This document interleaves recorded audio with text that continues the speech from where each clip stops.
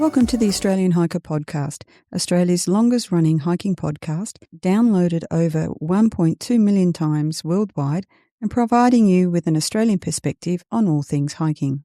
We're your hosts, Tim and Jill Savage, coming to you from Ewan Country. In today's episode 341, brought to you by Australian Hiker, we're going to be talking about where to from now, what we're up to. We hope you enjoy. If you'd like to help support Australian Hiker and this podcast, there are a couple of ways that you can help us out.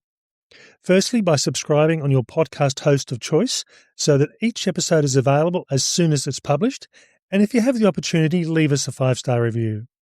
Another way to support us is go to the Australian Hiker website at www.australianhiker.com.au and click on the Support Us page and buy us a coffee.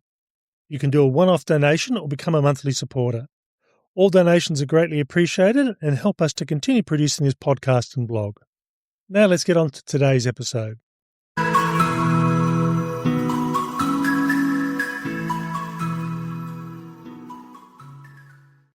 In the February newsletter, we indicated that something big was happening from Australian Hikers' perspective. And while there are always changes going on and things happening, for us, this is probably the biggest change since we started.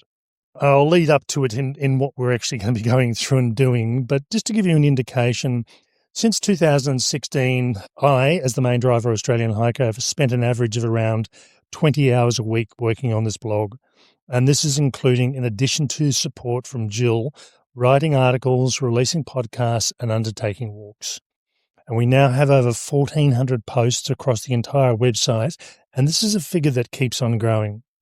But at the same time, we've both had full-time jobs, and Jill and her job has always been very busy, regardless of whether that was just recently over the last 5 or 10 years. But in my case, the two roles that I've had over the last 5 years have been very time-consuming, more so than I actually expected. In addition to the increased workload, we've also had some personal challenges that have included moving house, which we're still in the mid-process of doing, as well as the impact of my ability to do longer hikes that I really do enjoy due to having to have my right hip replaced. Now, we did mention this a couple of months ago that this had happened, and I will actually be releasing an article talking about this podcast towards the end of May into June, because in all honesty, I'm an information-driven person. I wasn't quite sure what the impact was going to be and how it was going to affect me and what I could do. And I find that I have become more aware of people that have hip conditions now that I've gone through the process myself. I'm laughing here because, you know, it took 4 years to convince you had a limp to start with. And then it took, 2 years to get it done. So, some people notice it much more than others, let me tell you. Yeah, so I suppose it's like, or most of us actually, we tend to have blind spots when it concerns ourselves, but we can recognise what's going on with other people. Tim's an instant expert now. So yeah, it's been interesting. My recovery to date, which has been 10 months, has been quite interesting. I'm just amazed at how it's progressed and what's happening. But as I said, I'll save that up until the end of May, until I've done the full 12 months. Now, just to give you an indication with that, pre-operation, I felt physically sick when I walked for longer than 10 to 15 minutes, and to the point where Jill said post-operation, I was no longer grey. Yes, the pink had returned. So I think the permanent level of pain just became something in the background I didn't think about, but it did have a huge impact on my ability to do some hikes.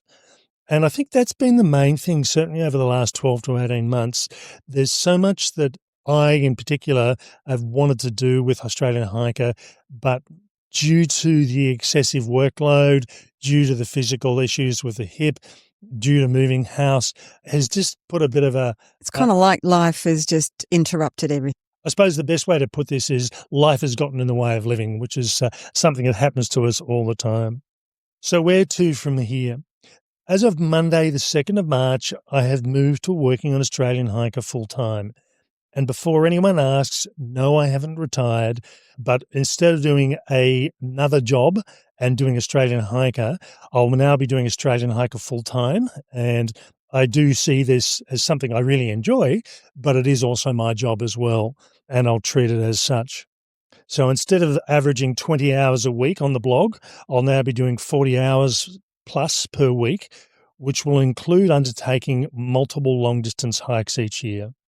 Having this additional time to spend on the blog will allow me to really ramp up what it is we do. So as an example, I currently have 112 articles sitting in the advice section of the website that I've been collecting over the last few years and just haven't got around to doing. I also have 19 ebooks that I've been trying to deliver over the past 8 years, but just haven't had the time. I can't imagine what those titles of those ebooks are going to be by the time you get to 16, 17, 18 and 19, Tim. That's a lot of books. It is. We tried last year and took our ebooks from 1 to 3, but really couldn't take it any further.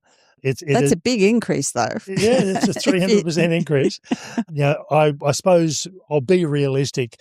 Given everything I know I've got to do, if I can do one every 2 months, I'll be really happy. And if I can do more than that, I will. But I think one every 2 months, and it's not just me that does this. I might do the writing of them, but Jill then sort of goes through and puts them together as far as formatting and checks my spelling and what I'm trying to say and make sure that makes sense. I'll also be getting back to our peak for gear reviews. And in the past, we've produced anything, I think our biggest year was 120 gear reviews. And that was probably not long after we started, where really we needed to get articles on the website, and I was doing quite a lot. Yeah, there wasn't a lot to start with, was it? So we did have to step in and put a whole bunch together. And certainly for 2026, we have 80 to 100 reviews planned. Now, it may sound like a lot, but a lot of these reviews, I've already done the field testing. I just haven't sat down to put it down on paper. I know exactly what I want to say, but now I'll actually have the time to deal with it.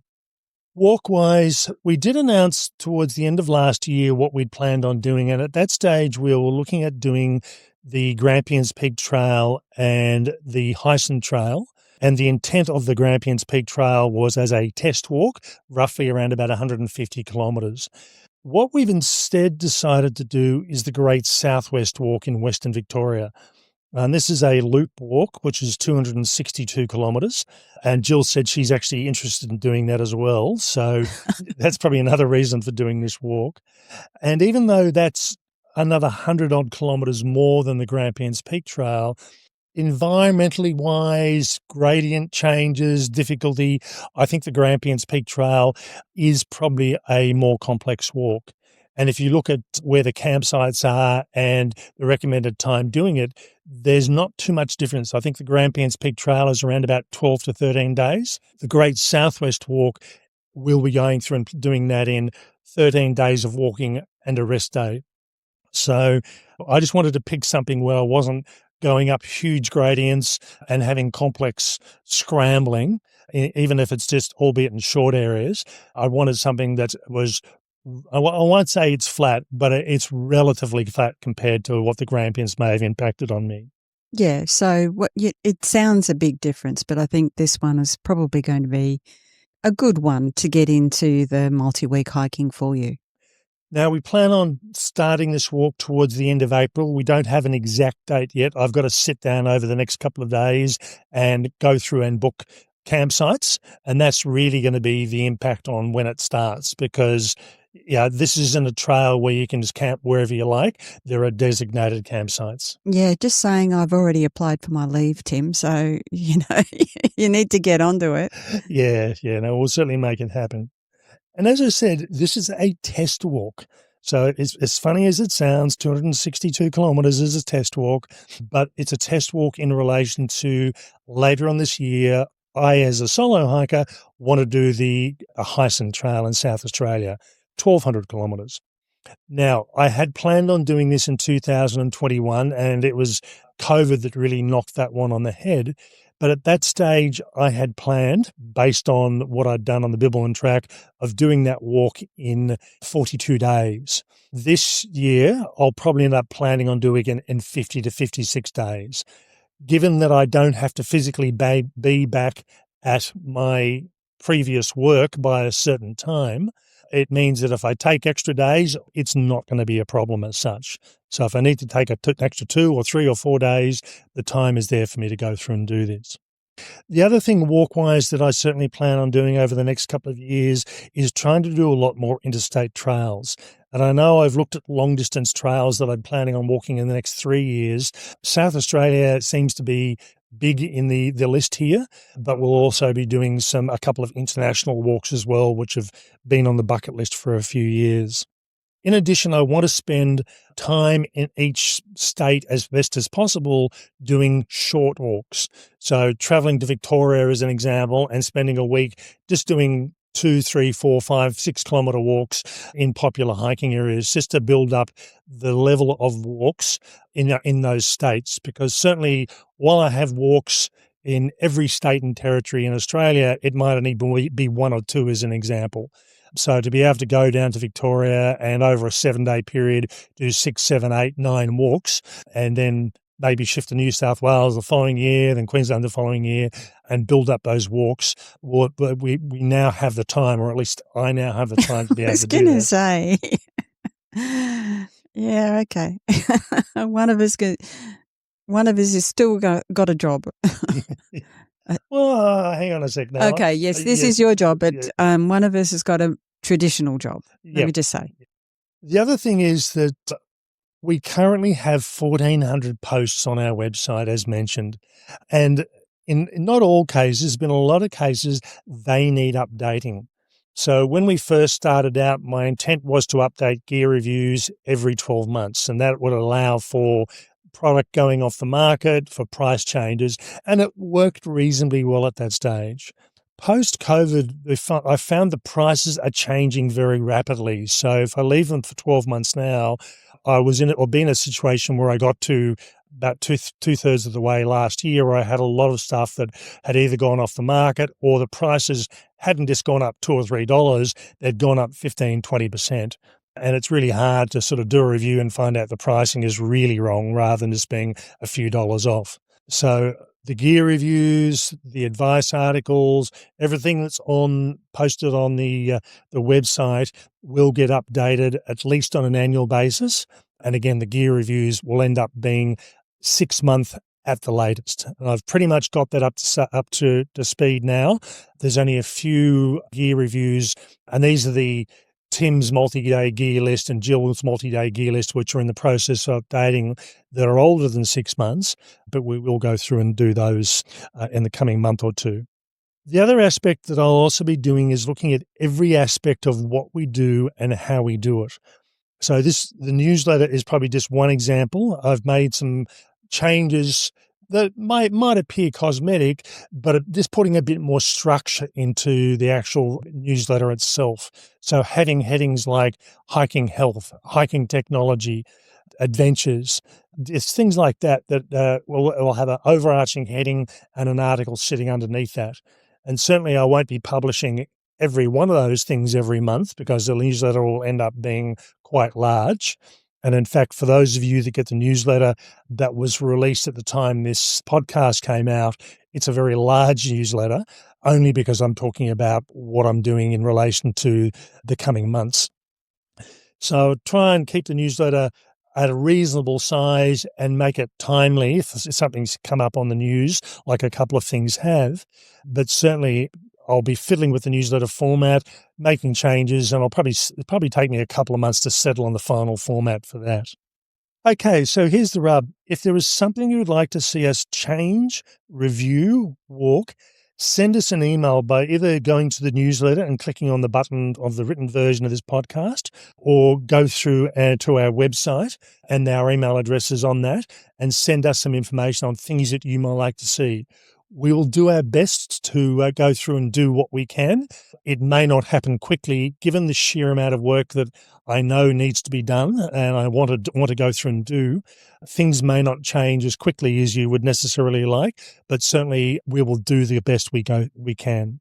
One example of that is with the podcast. There is a couple of different types of episodes that I've been wanting to do for a couple of years now, but they are very time consuming. And given that my podcast episode will take probably around about 7 to 10 hours to put together now, these ones are a bit more involved than that. So now I'll have the time and I'll go through and schedule those And in all honesty, that's probably going to be in 2027 when this new style of podcast episode comes out. Okay, I hope to see more of you on the trail than I usually do. I'll certainly be doing a lot more hiking than I have been, and I'm certainly doing a lot of training at the moment, and things are going really well in relation to that. That's all for me. Bye for now. And bye from me.